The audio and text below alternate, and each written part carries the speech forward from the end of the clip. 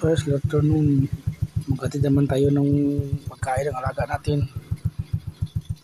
Kahit maulan guys, titiya pa rin tayo. Sipag at saka lang ang punan natin dito guys. Ayos. Dito tayo ng baboy. Ito naman tayo. Ang alaga natin ng baboy. Ang sinap. Yung apat ko. Ang atin.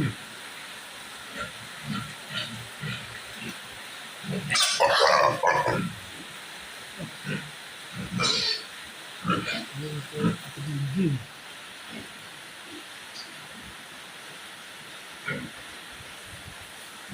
Yung bagong panganak.